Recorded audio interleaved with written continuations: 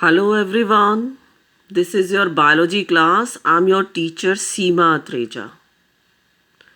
इस सेशन की first class आज हम स्टार्ट करने वाले हैं. तो welcome you all in my biology class. तो क्लास +2 के लिए हम first chapter reproduction in organism start करेंगे. इसके लिए ज़रूरी है सभी बच्चों के पास एनसीईआरटी बुक का होना. एनसीईआरटी से हम first chapter reproduction in organism start कर रहे हैं. सो सभी student chapter 1 reproduction in organism open कर लीजिए. First page I am going to discuss. Here I am going to start the lesson reproduction in organisms. First line आपकी NCERT में क्या है? Each and every organism can live only for a certain period of time.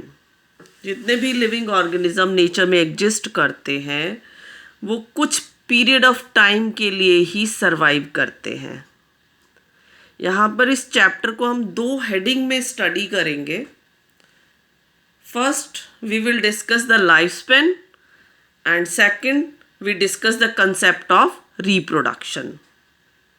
So first we will discuss the lifespan. What do you mean by lifespan? The period from birth to the natural death of an organism represent its lifespan. Birth से लेकर natural death तक का जो period होता है वो किसी organism की लाइफ स्पेन को डिस्क्राइब करता है. नेचर में डिफरेंट ऑर्गेनिज्म प्रेजेंट हैं तो उनकी लाइफ स्पेन भी डिफर करती है. सबकी लाइफ स्पेन भी अलग अलग होती है. किसी भी ऑर्गेनिज्म का साइज कुछ भी रहे वो उसकी लाइफ स्पेन से रिलेटेड नहीं है. जैसे कि नेक्स्ट पेज अगर हम देखें तो वहाँ पर कुछ लिविंग ऑर्गेनिज्म के नाम दिए हुए हैं और उनकी लाइफ स्पेन बताए हुए हैं. कुछ ऑर्गेनिज्म का लाइफ स्पेन बताया हुआ है और कुछ का लाइफ स्पेन उन्होंने फाइंड आउट करने के लिए कहा है. तो उन ऑर्गेनिज्म का लाइफ स्पेन मैं यहाँ पर डिक्टेट कर रही हूँ.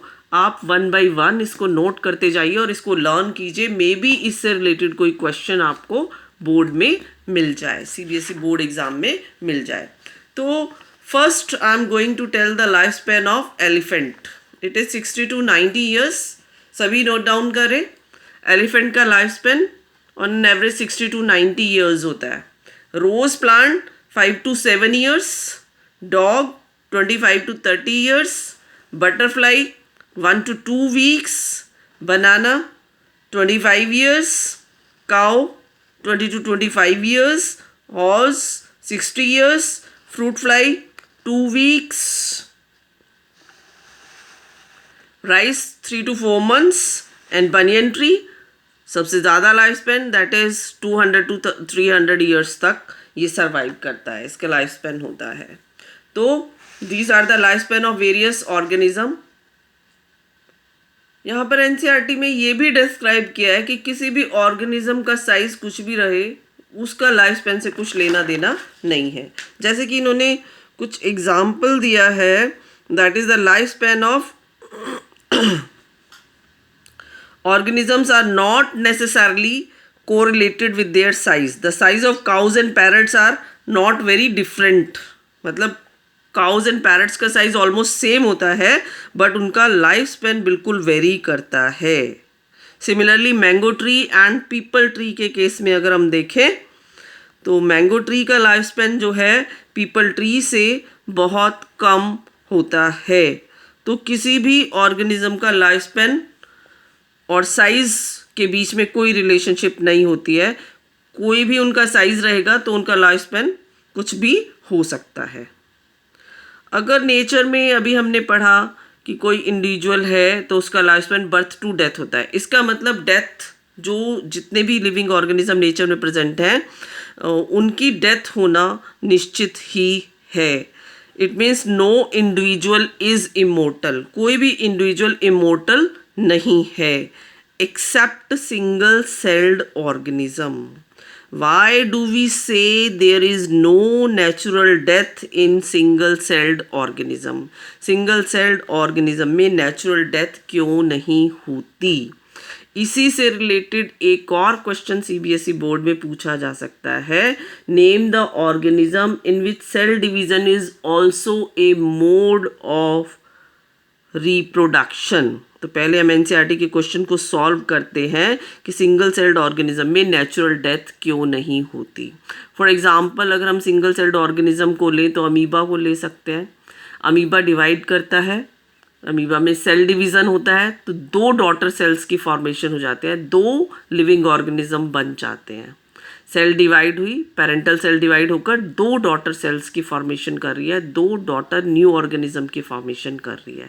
तो पेरेंटल सेल की तो नेचुरल डेथ हुई नहीं ना. पेरेंटल सेल तो 2 लिविंग ऑर्गेनिज्म में डिवाइड हो जाती है. तो इट मीन्स किसी भी सिंगल सेल्ड ऑर्गेनिज्म में नेचुरल डेथ नहीं होती है, क्योंकि जब भी सेल डिवाइड करेगी 2 डॉटर सेल्स की फॉर्मेशन हो जाती है और पेरेंटल सेल की नेचुरल डेथ पॉसिबल नहीं है. I think the question is very much clear to you all. Second question जो मैंने अराइज किया था कि ऐसे ऑर्गेनिज्म बताइए जिसमें cell division is the mode of the reproduction. तो single celled organism cell division is a mode of reproduction and parental organism is divided into 2 daughter organism. Natural death नहीं होगी और जब भी सेल डिवाइड करेगी single celled organism divide करेंगे तो उनसे 2 न्यू डॉटर सेल्स की फॉर्मेशन हो जाती है. तो इसका मतलब सिंगल सेल्ड ऑर्गेनिज्म में नेचुरल डेथ पॉसिबल नहीं होती, क्योंकि हमेशा 2 डॉटर सेल्स का डेवलपमेंट उसमें हो जाता है. नाउ द क्वेश्चन अराइजिंग, अगर डेथ ही कॉज होती रहे, जितने भी लिविंग ऑर्गेनिज्म है डेथ तो होगी, डेथ तो सबकी होती है, तो लिविंग ऑर्गेनिज्म का नंबर हमेशा रिड्यूस होता चला जाएगा.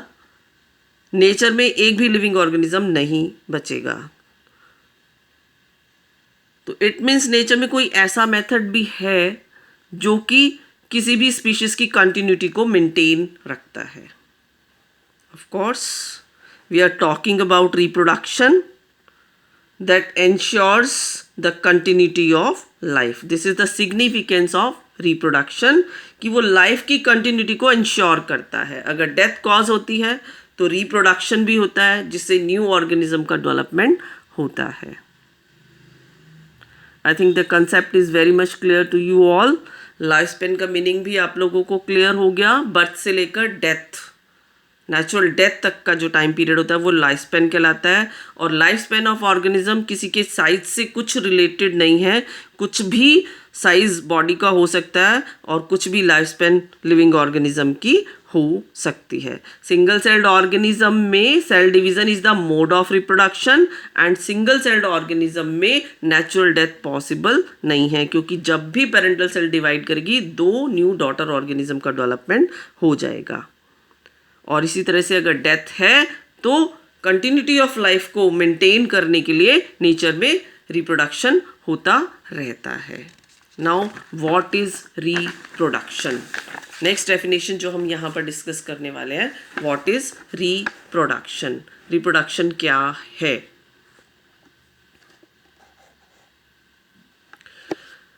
Reproduction is defined as biological processes in which an organism give rise to young one similar to itself. Re means again, production means produce करना. अपने ही जैसे ऑर्गेनिज्म को, लिविंग ऑर्गेनिज्म को प्रोड्यूस करना रिप्रोडक्शन कहलाता है.